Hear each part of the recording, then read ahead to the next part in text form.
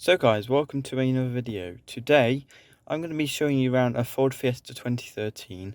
This is going to be like a product buy, so you can watch this video before you buy it. So today, we're going to go over AC controls. With this AC/heating control, we have 8 buttons. We have full max, window heaters. I don't know if you'll be able to see this on the picture. On the dashboard, there is tiny zigzag lines which heat up and melt ice. So we have auto, so it detects how hot it is in this car and changes the heat to that specific number. Then we have recirculation, which uses the air from the car instead of the outside. And we have window heaters again, and we can turn it completely off as well. We also have the feet and face blowers, and to turn on the AC is that button, and you twist this dial to change how hot and cold you want it.